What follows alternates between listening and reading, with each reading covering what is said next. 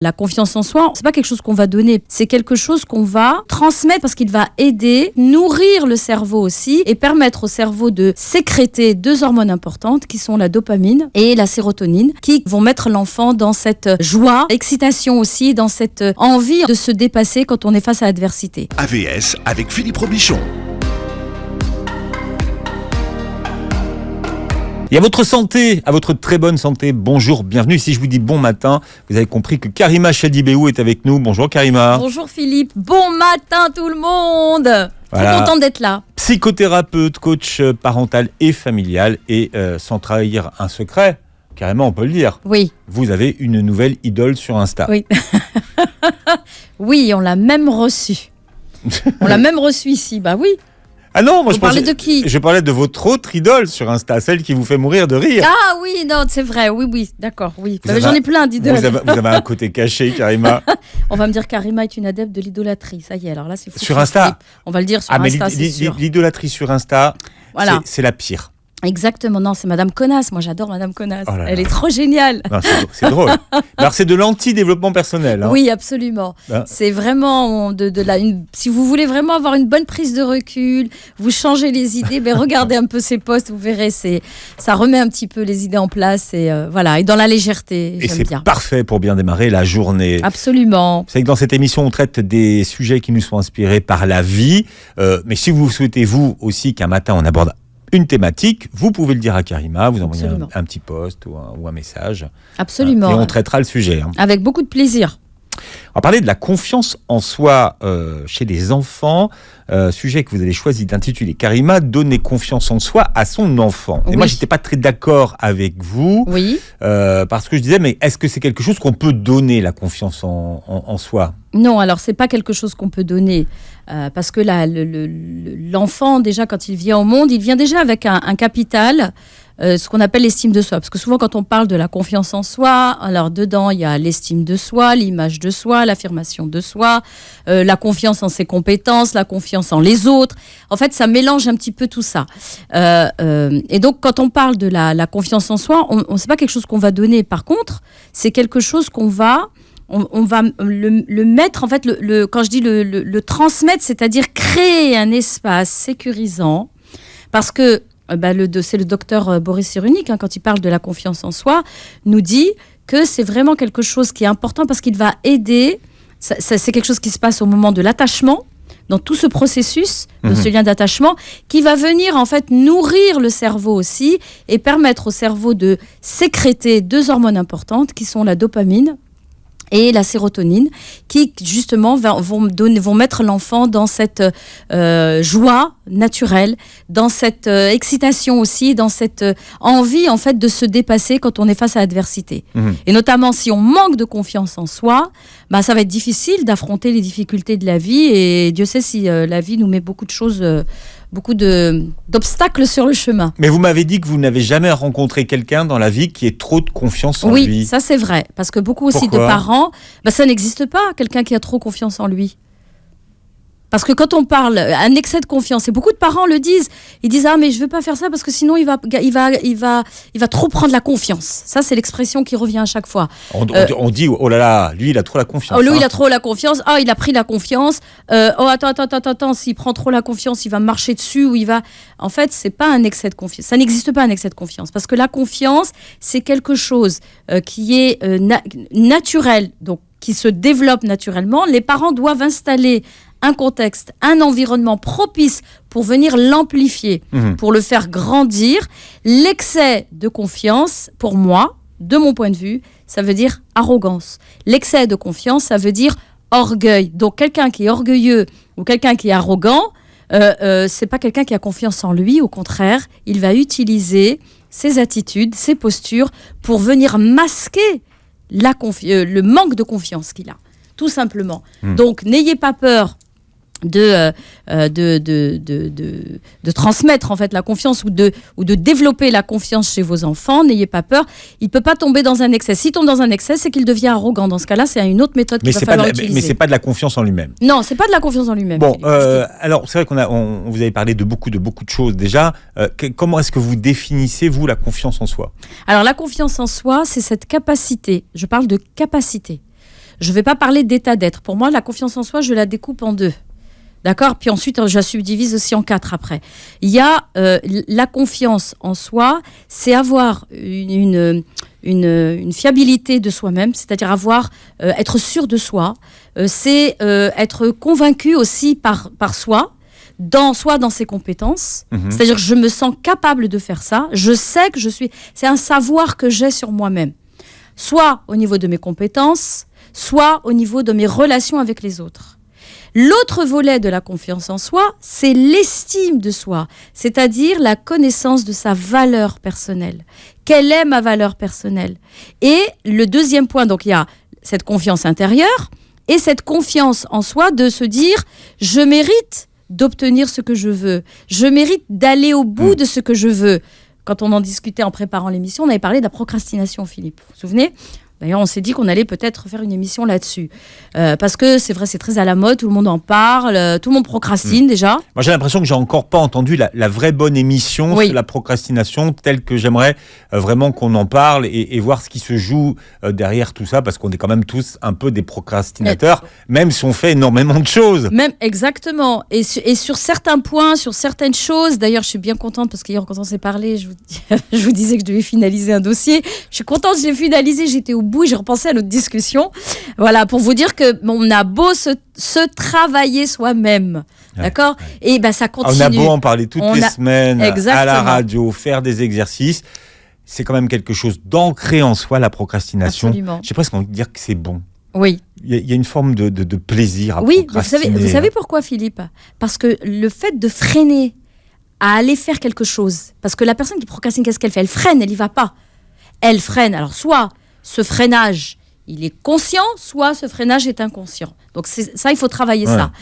Le fait de freiner et qu'ensuite d'être au bord du précipice, moi j'appelle ça comme ça, et de se dire, purée, si je ne fais pas ma déclaration d'impôt, ce qui va me tomber derrière, c'est-à-dire on voit la conséquence du fait de ne pas faire ce que j'ai à faire, va nous mettre tout de suite dans une motivation, donc une énergie haute pour aboutir et terminer. Ce qu'on a à faire. Qu'on a quand même sérieusement confiance en nous-mêmes, de se dire qu'on pourra le faire à la dernière minute. Exactement, mais ça, il y a des personnes qui fonctionnent comme ça. Moi, je fais partie de ces personnes-là. Quand j'ai modélisé mes modes opératoires, quand je veux faire quelque chose, j'ai réalisé qu'en fait, il fallait que je sois sur le fil du rasoir et au bord du précipice. Et c'est là où se manifeste, où se déclenchent toutes mes ressources, en fait. Et je me dis, mais regarde, efficacité.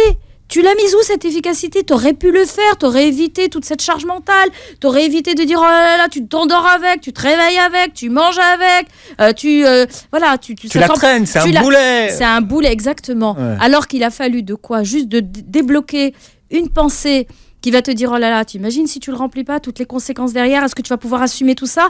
Et puis du coup, de se retrouver à le faire et d'être efficace. Donc, ce qui nous fait dire quoi, Philippe ? Que c'est en rapport et en lien très étroit avec l'estime de soi. La procrastination est liée à l'estime de soi.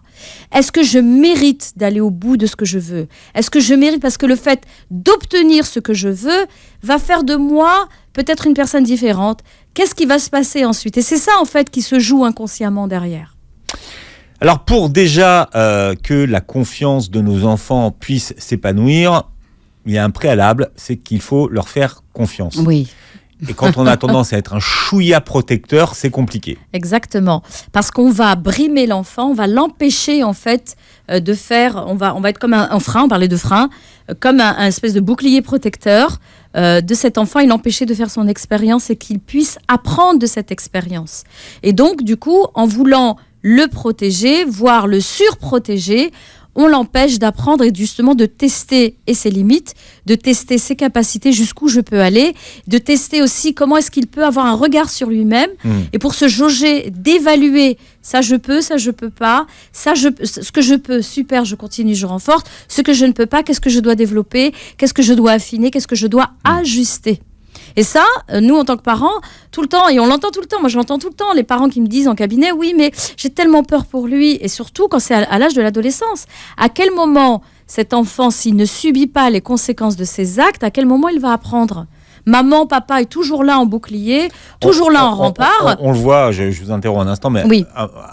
C'est le moment du bac. Exactement. Il y a beaucoup de parents qui sont en panique parce que les enfants ne travaillent pas, enfin autant que eux, ils voudraient que les enfants travaillent. Exactement. Oui, donc finalement... Autant qu'ils travaillent, ou alors donc c'est pas assez, ou il fournit pas assez d'efforts, ou je crois qu'il a mal compris, ou je crois... Et en fait, il faut leur faire confiance. On a commencé l'émission avec ça, Philippe, vous l'avez dit. Leur faire confiance, c'est un préalable. D'accord ? Et faites aussi confiance à ce que vous transmettez à votre enfant. C'est-à-dire que vous êtes là en train de transmettre, vous faites de la pédagogie, donc ayez confiance en ce en quoi vous croyez, vous, en tant que parent, et croire en son enfant, croire qu'il est capable de faire le choix juste, qu'il est capable de mobiliser aussi ses ressources. Mais si, par exemple, je donne un exemple qui revient tout le temps, quand le parent dit à son enfant « Attention, tu vas tomber !» Attention, tu vas tomber quand il est en train de jouer au parc, il grimpe sur un arbre, ou il est en train de courir. Attention, tu vas tomber. Attention ceci, attention cela. Ou ne joue pas avec celui-là. Ah, et c'est une mauvaise influence, je veux pas que tu le fréquentes. Ou qu'on va voir, vous savez. Alors moi, je faisais partie de ces mamans. Hein. Maintenant, je le dis, je suis une repentie. Je le dis, Philippe, d'accord, en toute authenticité. Merci de la confiance que vous nous témoignez, hein, voilà. de vous libérer devant vos auditeurs, Karima. Et de dire, j'étais une maman qui disait, ah, moi, mon fils, je veux pas qu'il s'assoie à côté de celui-là parce qu'il le perturbe, et mon enfant, il porte des lunettes, donc il embête. Et donc, j'étais mais vraiment la maman je vais pas dire le mot, mais voilà, casse-pied. Voilà, je vais rester comme ça. La maman un peu chameau. Vous savez, la maman chameau qui arrive là comme ça, hein, qui fait son chameau et qui voilà. Voilà, on m'appelait comme, je crois qu'elle m'appelait comme ça, les maîtresses. Mais bon, c'est pas grave. La chamelle. Et donc, le parent, qu'est-ce qu'il envoie comme message à son enfant ? Que je crois pas en toi. Je pense que tu vas tomber parce que peut-être que tes pieds, tu sais pas bien courir et que tu vas t'emmêler les pieds, que tu vas tomber. Donc, c'est-à-dire qu'on est en train de transmettre et d'envoyer le message à l'enfant. Je ne crois pas en toi, que tu puisses faire attention et être en sécurité. Je ne crois pas en toi, que tu puisses faire le bon choix au niveau de tes camarades, qui tu peux fréquenter, qui tu peux pas fréquenter. D'accord ? Qui est bon pour toi, qui n'est pas bon pour toi. Dans ces simples phrases-là, Philippe, on colle l'étiquette sur l'enfant de « tu n'es pas capable, je ne crois pas en toi, donc je n'ai pas confiance en toi ». Donc si maman ou papa n'a pas confiance en moi, si le professeur n'a pas confiance en moi, comment moi je peux avoir confiance en moi ? C'est pas possible. Comment donner confiance en eux à vos enfants ? On en parle ce matin avec Karima Chadibaou. Alors, il y a deux choses que je voudrais qu'on retienne de cette première demi-heure et sur lesquelles j'aimerais qu'on s'arrête. Karima, comment des parents qui eux-mêmes n'ont pas confiance en eux peuvent-ils transmettre la confiance en eux à des enfants ? Alors, c'est la confiance en soi, ça va avec l'encouragement. Et on a plusieurs psychologues qui, quand ils parlent et qui développent en fait leur concept par rapport à la psychologie de l'enfant, notamment je pense à Drakers, donc je pense que c'est Rudolf son prénom, donc qui est un des piliers en fait de la discipline positive.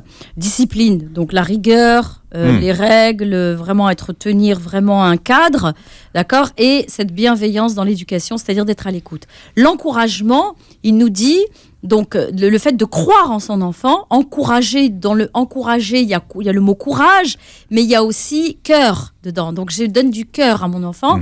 Il y a cette idée il compare ça à l'encouragement dans l'éducation et l'eau en fait qu'on va donner, avec laquelle on va arroser la plante. Donc la plante, c'est dans cette métaphore, dans cette étiquette métaphorique, la plante c'est l'enfant et l'eau c'est l'encouragement que vous allez lui donner pour la faire grandir, pour l'aider.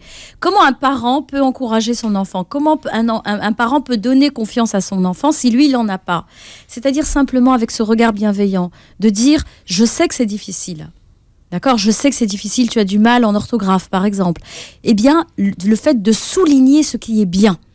Au lieu de regarder le dessin de votre enfant et dire tiens, ça dépasse là, ou de regarder oh là là, il y a beaucoup de rouge là, toutes les fautes d'orthographe, purée, il y en a 15. Au lieu de regarder ce qui ne va pas, de regarder le verre à moitié vide, on va regarder le verre à moitié plein. Pourquoi ? Parce que le fait de regarder quelque chose de positif va mettre votre enfant dans une dynamique positive. D'accord ? Parce que quand on focalise sur le négatif, sur quelque chose qui ne va pas, c'est une énergie basse, ça va le faire descendre. Et il va se dire, oh là là, tout ce que j'ai à faire, mais c'est difficile. Maman ne croit pas en moi. Elle me dit, regarde toutes ces fautes d'orthographe, que je ne sais pas colorier dans le cadre, je suis sortie du cadre, que je ne sais pas me tenir à table, que je ne sais pas m'habiller tout seul, que je ne sais pas faire ceci ou faire cela. D'accord ? Donc, soulignez ce qui est bien, même si vous, en tant que parent, vous avez du mal. Dites à votre enfant que vous aussi, quand vous avez votre présentation devant votre patron, votre présentation PowerPoint que vous devez faire devant toute l'équipe et que vous êtes là, vous avez les mains moites, les pieds poites, les genoux qui tremblent, vous commencez à bégayer, à suer, à transpirer, c'est normal. Il y a un enjeu, il y a quelque chose qui se passe, donc j'ai la capacité, j'ai peur, mais j'ai aussi la capacité de gérer ma peur et d'aller chercher la confiance intérieure pour me dire je suis à ma place. Je suis à ma place, je suis voulu à cet endroit, d'accord ? Donc, je vais pouvoir déployer ma présentation là, en tant que parent, mais en tant qu'enfant aussi, passer cette évaluation, passer cet oral. Et voilà, c'est pas parce que nous, on ne l'a pas que ça veut dire que nos enfants ne vont pas l'avoir. D'accord, donc ça ne se transmet pas. Encouragement qu'il distingue de la félicitation. Oui, absolument. Philippe ? Oui, allez-y, parce qu'il faut expliquer, parce qu'il y a le parent qui encourage, enfin, il y a le parent qui encourage et il y a le parent qui félicite. Oui. Qui dit toujours c'est bien. Oui, alors, le parent qui félicite, quand il dit c'est bien, c'est une évaluation. C'est une remarque, d'accord, qu'on va faire. L'encouragement est une remarque aussi. Les félicitations ou le compliment, ça va avec, ce sont des remarques aussi. Donc là, le point commun est là. La différence, c'est quoi ? C'est quand on fait un encouragement, on le base sur quoi ? Sur de l'observable et du vérifiable. Ça veut dire quoi ? Observable par vous, le parent, observable par l'enfant, observable par l'entourage. Tout le monde peut voir la même chose. Vérifiable, on peut le vérifier. Oui, j'ai mis plusieurs jours, plusieurs heures, plusieurs semaines à apprendre à faire mes lacets. Ou à apprendre que le verbe pouvoir est un verbe irrégulier et que dans la manière dont je vais le conjuguer à tel ou tel... C'est-à-dire, le parent va mettre le focus sur les efforts qui ont été fournis pour ensuite arriver à un résultat. Quand on complimente ou quand on félicite, on arrive directement au résultat. Et on ne donne pas le parcours, on ne donne pas le chemin qui a été fait par l'enfant pour arriver là. C'est pour ça que moi je dis... personnellement, et le courant dans lequel je suis, quand on parle de félicitations, il faut que ça vienne couronner, en fait. D'accord ? C'est comme au moment de la cérémonie de la remise. Ça y est, tu es passé par telle et telle et telle étape, par tel et tel niveau. Tu es arrivé, tu as validé ça. Puis ensuite, tu es passé par là et tu as validé. C'est-à-dire refaire le parcours à l'enfant pour qu'il prenne conscience de tout ce qu'il a mis en place, de toutes les compétences aussi psychosociales qu'il a mis en place pour arriver là où il veut. Donc, pour l'encouragement, pourquoi ? Parce qu'il est descriptif et l'enfant, finalement, vient tout seul se faire le compliment, se dire « Waouh, j'ai transpiré, je me suis battue et j'y suis arrivé ». Tandis que l'enfant qui, lui, va recevoir un compliment ou des félicitations, c'est évaluatif. Ça veut dire aujourd'hui, je peux être félicité, aujourd'hui, je suis complimenté, aujourd'hui, c'est bien. Ça veut dire que demain, ça peut être mal. Et on ne donne pas, en fait, le parcours. Comment il en est arrivé là ? D'accord ? Vous saisissez donc la différence entre les deux. Donc, l'encouragement descriptif, vérifiable et observable, et l'enfant voit son parcours. C'est du factuel. C'est du factuel. L'évaluatif, donc le compliment, c'est évaluatif. Donc, ça veut dire qu'il dépend du parent, dépend de l'adulte qui va donner justement. C'est comme une récompense. Je vais te donner le bonbon, je vais te donner le stroke comme ça parce que justement tu es. Alors, ça veut dire qu'un jour tu me le donnes et un jour tu me l'enlèves, quoi. Alors, comment décrypter ces enfants en partant du principe que chaque enfant est unique, que nos enfants ne sont pas nous, et que tous les enfants n'aiment pas la même chose. Oui, absolument. Donc finalement, peut-être que ça ne sert à rien de pousser les enfants dans des choses qu'ils n'aiment pas. Oui, on en a déjà parlé une fois dans une émission, peut-être l'année dernière, je ne sais plus. Vraiment, ça veut dire qu'il faut être vraiment, en tant que parent, à l'écoute de nos enfants, les observer, les écouter leurs émotions, écouter ce qui se passe en eux, comment ils expriment leur goût, qu'est-ce qu'ils aiment. C'est pas parce que moi, en tant que parent, j'aime telle ou telle chose que ça veut dire... Moi, j'ai vécu beaucoup d'expériences comme ça parce que je partais du présupposé que mon enfant aimait les mêmes choses que moi.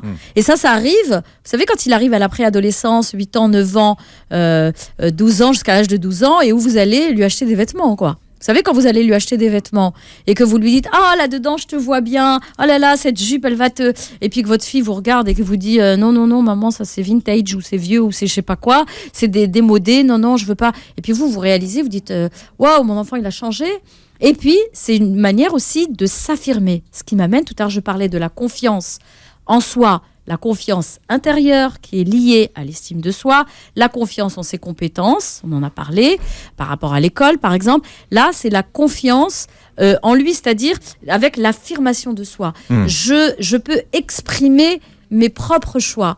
Je ne suis pas subordonnée aux choix de mes parents. Et ça s'exprime assez tôt, dès l'âge de 3 ans, ou même un peu même avant, à l'âge de 2 ans, quand il y a cette phase d'opposition où l'enfant va dire je veux ceci ou je veux cela, je veux manger ceci, ou que vous lui dites tiens, tu veux jouer? Non. Tu veux dormir? Non. Et puis il tombe de sommeil. Il est en train de s'affirmer, d'exprimer sa propre volonté, ses propres choix. Donc, en tant que parent, si on veut qu'il développe une confiance en soi, il va falloir le laisser s'exprimer. D'accord? Il y a une technique qu'on utilise, c'est lui donner des choix. Sur différentes situations, je vais lui dire, par exemple, vous savez, l'enfant, quand il veut s'habiller tout seul et que la météo ne le permet pas de s'habiller, il veut mettre, il veut mettre ses sandales d'été pieds nus et puis, il pleut aujourd'hui. Mais je veux mettre mes sandales. Laissez-le faire le choix, c'est pas grave. Laissez-le, proposez-lui. Il va revenir, il aura les pieds mouillés, mais au moins, il aura appris quelque chose. Vous voyez, moi, je suis pour ces techniques-là. Donc, lui proposer des choix, c'est-à-dire... le choix, c'est à partir de 3. Vous savez, le choix, c'est pas 2. C'est jamais 2. Oui. 2, c'est un dilemme. C'est pas un choix. C'est ou ça ou ça. Le choix, c'est ça et ça et ça. 3 choses. D'accord? Donc, vous lui proposez différentes choses pour qu'il puisse exprimer et laissez-le créer vraiment ce cadre sécurisant où il peut développer et s'affirmer. Voilà, sa propre volonté. Alors, on rappelle que le choix, c'est 3, c'est jamais 2. Oui, absolument. Parce que nous, on croit que c'est 2. Non, parce qu'on dit, choix, c'est la structure du dilemme, Philippe. Fruits ou fromage. Ou les deux. Vous savez, quand vous êtes au restaurant. Alors, fruits ou fromage, qu'est-ce que vous prenez? Ou ça, ou ça. Non, on prend les deux. Et il y a un proverbe que j'aime beaucoup, un proverbe juif qui dit « Entre 2 choix, je choisis le 3e. » Entre 2 voies, je choisis la 3e. Donc, si vous voulez que votre enfant choisisse, c'est 3 propositions. Minimum. 3 propositions minimum. Bon. Voilà. Beaucoup vont se dire, mais t'as vu ce qu'a dit la dame? Elle dit que même si en plein hiver, il faut le laisser mettre ses sandalettes. Oui, alors, bien sûr qu'on va... Avant, on va pas...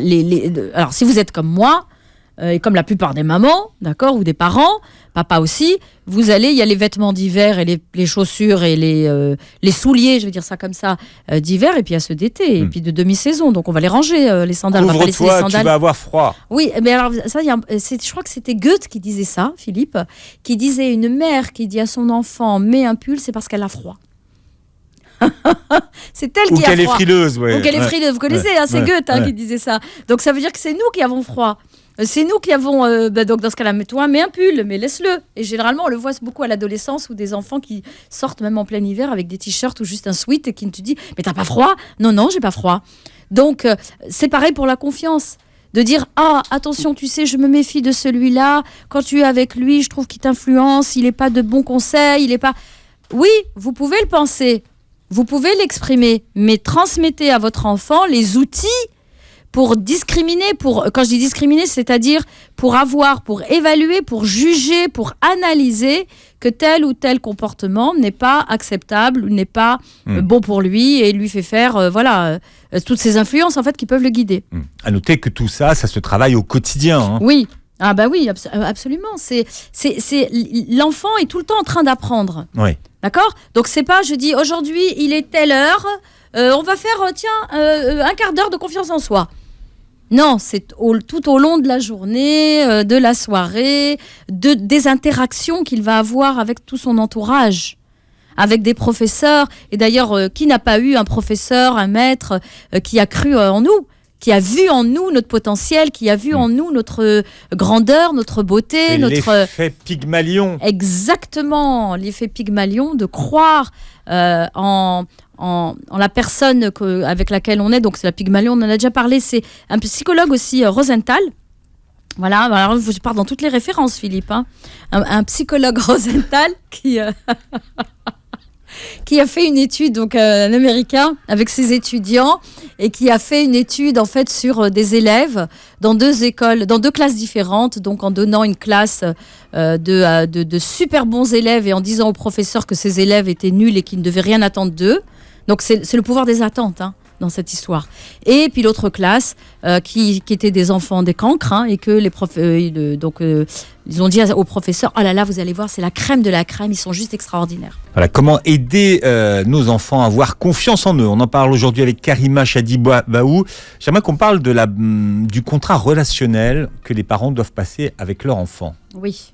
Alors, quand on parle de contrat relationnel, on est vraiment dans cette alliance.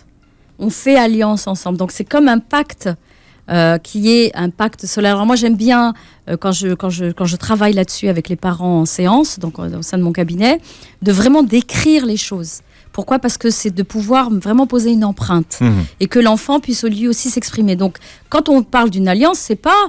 Attention, les parents qui nous écoutez là, hein, c'est pas vous allez faire votre listing de je veux ça, je veux ça, je veux ça, je veux ça, et je veux que ça se passe comme ci, comme ça, et que c'est finalement vos lois à vous. Quand on crée donc ce contrat relationnel, cette alliance qu'on va créer ensemble, et c'est une alliance qui est co-créée. Ça veut dire quoi, co-créer ? Ça veut dire qu'on va la créer ensemble, c'est-à-dire avec le point de vue de votre enfant, les besoins de votre enfant. Donc ça veut dire qu'il faut être à son écoute. Il y a aussi vos besoins à vous en tant que parent, et ce que vous attendez, vos attentes en tant que parent. Donc, dans ce contrat relationnel, il y a 2 choses qui sont importantes. C'est-à-dire qu'on va donc lister les choses, comment on veut être ensemble. Comment je veux être avec toi et comment... Alors, donne un exemple. Ça peut être absent pour les gens qui nous écoutent. Quand tout va bien, Philippe, c'est facile. Vous voyez, quand tout va bien, c'est très facile. Pourquoi ? Parce que ça ne nous demande pas d'effort. Mais comment on veut être, par exemple, dans le conflit, quand on n'est pas d'accord D'accord ? Dans une alliance, quand on n'est pas d'accord ensemble, comment on va être et comment on va communiquer. C'est ça le contrat relationnel. Comment on va communiquer ensemble pour pouvoir se dire les choses sans se blâmer, sans faire de reproches. Vous vous rappelez tout ce qu'on avait fait sur la CNV et qui avait eu beaucoup de succès, ces émissions-là. Donc la CNV, communication non violente. Comment on veut être ensemble ? Comment moi, en tant que parent, je dois être pour pouvoir développer chez mon enfant cet état de confiance. Si je suis un rouleau compresseur, si je suis un bulldozer, si je suis la mère Folcoche, vous vous rappelez ? Si je suis quelqu'un de vraiment qui parle qu'avec des ordres, qui blâme, des reproches, le contrat relationnel, il est de dominant à dominé. Et donc, je ne vais pas pouvoir développer la confiance de mon enfant. Je vais plus développer de la peur. Et l'enfant va faire les choses parce qu'il a peur. Et généralement, il va le faire parce qu'il a peur de sa mère. Il a peur des conséquences de sa mère ou de son père. Des conséquences. Et surtout, il va vraiment se replier sur lui-même et pas oser faire les choses et pas s'affirmer. Donc, dans ce contrat relationnel, je veux développer l'affirmation de soi, je laisse mon enfant s'exprimer, je suis à l'écoute de son ressenti, à l'écoute de ses besoins et de ses émotions. Dans cette situation, tu penses quoi de ça ? Et comment tu te sens dans cette situation ? Qu'est-ce qui s'est passé pour toi ? C'est généralement dans le conflit qu'on a besoin de rétablir cette alliance. Co-créer, comment on veut être ensemble, quand ça ne va pas, comment tu veux qu'on communique, combien de temps on se laisse. Est-ce que tu as besoin de rester incubé un petit peu et de ne pas parler, d'être dans le silence ? Ok, combien de temps ? 1 heure, 2 heures, 3 heures, 2 jours, 3 jours, 4 jours, 1 semaine. Au bout de ce temps-là, on revient et on s'installe à la table des négociations pour discuter. Voilà, dans ce contrat relationnel. Donc vraiment, Philippe, c'est être à l'écoute du ressenti de mon enfant, ne pas être dans la comparaison. Si je compare mes enfants, et je dis, regarde ta sœur, ou regarde ton frère, lui, ou regarde ton copain là, avec lequel tu vas jouer au foot, comment est-ce qu'il est, lui, lui, il n'a pas ces problèmes-là, hein. Voilà, pourquoi tu... Ou alors, demande à ton coach, et le coach sportif qui est en train d'humilier, de vexer, l'enfant n'est pas en train de développer. Donc, ce contrat relationnel, il faut qu'il soit vraiment juste et équitable, et qu'il soit à l'écoute des besoins de l'enfant, des besoins aussi du parent. Les deux. Et ça, c'est important. Donc, les parents peuvent nous dire, là, oui, mais comment on fait ça ? On en discute ensemble. Comment tu me trouves avec toi quand je viens et que je t'encourage, ou que, par rapport, quand on va lire à la remise Là, ça va être aussi la remise des bulletins du dernier semestre. Alors, certaines écoles travaillent avec des semestres, d'autres avec des trimestres. Eh bien, la remise, on en est où au niveau des compétences ? Qu'est-ce que tu es encore en train d'acquérir ? Alors moi, j'ai une astuce, et ça, je le dis aux parents, parce que malheureusement, nos professeurs ne sont pas tous formés à des techniques de communication et dans la bienveillance toujours, même s'ils peuvent être bienveillants, une intention de bienveillance, mais dans l'expression de cette bienveillance, ne savent pas le faire. Moi, à chaque fois que j'allais à la remise des bulletins, du livret, je disais, alors donc je saluais, donc je rentrais avec mon enfant, j'emmenais avec moi mon enfant, et je regardais mon enfant, et puis je disais, alors dites-moi, qu'est-ce qu'il a fait de bien, mon enfant, ce trimestre ? Le prof, ça le déstabilisait, il me disait, oui, parce que tout de suite, il allait enchaîner, vous dire, bon, ça va pas, ça va pas, ça va pas. Donc, vous l'obligez, en fait, c'est-à-dire que vous allez guider l'échange. Qu'est-ce qu'il a fait de bien ? Dans quoi est-ce qu'il est fort ? D'accord ? Pour mettre l'enfant en énergie haute et dire, ben voilà, écoute, on est en train de parler de tes évaluations, mais regarde, il y a des choses positives. C'est quoi les choses positives ? Qu'est-ce qu'il a fait de bon, de bien ? Dans quoi il s'en sort ? Ensuite, qu'est-ce qu'il peut améliorer ? C'est le principe du feedback. Ceux qui nous écoutent, des gens connaissent ça. D'amélioration. Les axes d'amélioration, qu'est-ce qu'il peut améliorer ? Donnez-moi des exemples, quoi spécifiquement, comment ?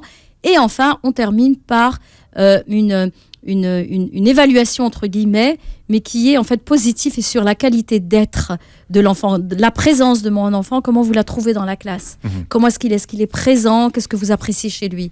Ça, c'est important de le dire aussi à l'enfant, ce que j'apprécie chez toi, ce que je vois de toi, ce que j'entends de toi, ce que je ressens de toi. C'est ça. Je vous assure que si vous mettez en place ces outils, vous allez voir, ça va aller tout seul. Vraiment. Les enfants font souvent le reproche que les adultes croient tout savoir et qu'ils ne donnent pas la valeur à ce que pense l'enfant ou croit l'enfant. Oui. Et ça, c'est problématique. Parce que les parents disent, attention, je te rappelle tout de suite, c'est moi qui sais. Oui. Donc, mais parce toi, tu es un enfant, tu restes à ta place. Mais parce que Philippe, on est face en fait à un jeu de pouvoir. Quand je dis un jeu de pouvoir, le parent, il s'estime, en tout cas, et c'est comme ça aussi qu'il est vu par son enfant, comme tout sachant. Il sait tout, il comprend tout. Maman, c'est Wonder Woman, papa, c'est Superman. Il sait tout, il voit tout avec ses yeux supersoniques, ses oreilles aussi. Donc, il sait tout. L'enfant, donc, à un moment donné, il réalise et il voit que papa, maman ne sait pas tout. À un moment donné, il fait descendre, en fait, le parent de ce piédestal. Le parent, il le vit mal, des fois. Il le vit très mal. Il a l'impression qu'il a perdu son pouvoir, son super pouvoir de parent.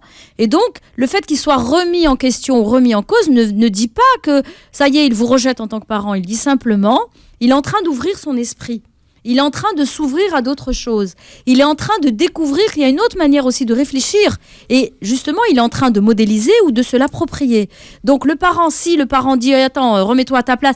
En fait, c'est une volonté de remettre l'enfant, c'est-à-dire le recadrer, je vais dire ça comme ça, ou repositionner en fait des limites. C'est ce qu'on fait. La problématique, c'est quoi ? C'est qu'en faisant ça, on peut devenir un bulldozer ou un rouleau compresseur et empêcher l'enfant en fait d'exprimer, de s'affirmer. Donc, votre pouvoir de parent n'est pas altéré, n'est pas touché. Pas la peine de dire c'est moi qui sais. Donnez plutôt les outils d'analyse et les outils de conviction à votre enfant pour dire, voilà, moi je suis convaincue de ça, voilà mon raisonnement, je suis passée par là. T'en penses quoi, toi ?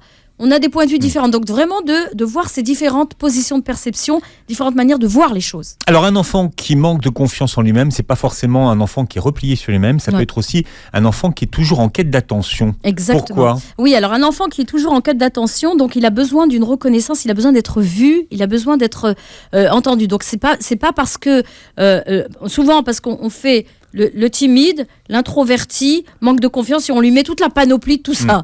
Non. On peut avoir un enfant extraverti, c'est-à-dire qu'il va puiser l'énergie à l'extérieur, être avec les autres et être en demande d'être avec les autres, mais qui a un terrible manque de confiance en lui. Pourquoi ? Parce qu'il ne croit pas en lui, on l'a dit. C'est parce qu'il a peut-être besoin... Mais il a besoin de validation ? Il a besoin de validation, oui. Il a besoin il est en quête de validation, en quête de reconnaissance, et peut-être qu'il croit qu'il n'est pas à l'intérieur de lui-même, qu'il n'est pas assez. Vous savez, on le dit beaucoup, ça. Je ne suis pas assez intelligent, je ne suis pas assez bon, je ne suis pas assez attirant, je ne suis pas assez inspirant, je ne suis pas assez. Et donc, du coup, il va en faire de trop. Et c'est là où il peut tomber dans l'arrogance et dans l'orgueil, quand on parlait du début de l'émission. Il va en faire de trop pour qu'on s'intéresse à lui. Exactement, en fait. alors qu'il faut simplement, un regard suffit, Philippe. Juste de le regarder, de lui dire « je te vois ». Juste « je te vois ». Vous savez, quand vous dites bonjour à quelqu'un, le fait de dire bonjour ou de dire le salam, c'est « je te vois ». Et je viens vers toi avec la paix et avec le bonjour, avec quelque chose de positif. Le fait de le voir, je te vois, tu n'as pas besoin de gesticuler dans tous les sens. Et donc, bien sûr, cet enfant, il va falloir le prendre dans les bras, avoir des temps particuliers avec lui, des rendez-vous avec lui, des temps dédiés rien qu'avec lui. Certains parents, quand ça ne va pas assez vite, font les choses à la place de l'enfant en disant bon, tiens, comme ça, on va gagner du temps. Ça, on a tous assisté à ça. Oh là là, Philippe, moi, vous savez ce que je dis aux mamans. L'enfant qui est là en train de galérer pour faire ses lacets. Pour faire ses lacets, son manteau. Ou faire ses devoirs. Et moi, il y avait une maman, elle me disait, elle prenait les devoirs, elle prenait les notes. Et pas plus tard que là, le lundi, j'étais en atelier et c'était une maman qui disait, je lui dis, mais vous savez quoi, madame, vous savez ce qu'il faut faire? Ben allez-y vous à l'école, c'est vous qui allez à l'école. C'est pas lui. Elle appelle il a manqué la leçon, ou il a pas tout écrit parce qu'il est un peu lent. Donc elle appelle, c'est maman qui appelle, le copain, la maman du copain, le qui va sur Pronote quand c'est au collège, ou sur un autre, je sais plus, il y a Pronote et l'autre, je sais plus comment il s'appelle, pour aller chercher les devoirs sur le cahier du jour, sur le cahier de texte de la classe. Et donc c'est la mère qui fait à la place. Je dis mère parce que c'est souvent les mères que je vois faire ça, mais les pères aussi. Donc laissez-moi faire tout seul. Maria Montessori disait « Apprends-moi à faire seul ». Donc la quête de l'autonomie, les chemins de l'autonomie, c'est faire avec lui. Vous êtes à côté de lui et vous lui donnez des petits challenges. S'il est lent, il y a la méthode Pomodoro. Vous allez lui apprendre, vous allez mettre un minuteur et lui dire voilà, quand l'aiguille arrivera là ou quand la sonnerie va retentir, voilà, tu sais que il faudra que tu aies fini. D'accord. Et on arrive et on lui donne des petits challenges, des petits défis pour qu'il y arrive. Mais si on fait tout le temps à sa place, ou alors c'est parce qu'il faut faire vite, dépêche-toi. Non, tu as le temps du monde, le temps de 5 minutes, le temps du monde pour faire ce que tu as à faire. C'est vrai pour les adultes aussi. Oui. Quand on est en phase d'apprentissage ou qu'on apprend quelque chose de nouveau, il faut qu'on fasse par soi-même. Mais exactement, il n'y a pas mieux que l'expérience. Philippe m'a déjà entendu parler de ce proverbe nigérian que j'aime beaucoup. Un savoir n'est que rumeur tant qu'il n'est pas descendu dans le muscle. Donc, ce savoir, ce truc que je vois, il est rumeur, il est là-haut, je ne sais pas ce qu'il fait là. Il n'est pas descendu dans le muscle, c'est-à-dire l'imprégnation et l'expérimentation. Il n'y a pas mieux. Karima Chadibaou sur Beurre FM. Vous réécouterez cette émission en podcast sur beurrefm.net et vous reverrez la vidéo. Non, vous la reverrez pas d'ailleurs, vous la verrez et ensuite vous la reverrez sur la chaîne YouTube. Vous retrouvez Karima sur ses réseaux sociaux d'ailleurs. Voilà, envoyez-nous les sujets. Voilà, les sujets. Commentez sous les vidéos, comme ça on vous répondra. Merci Karima. Avec plaisir. Et très belle journée santé sur Beurre FM.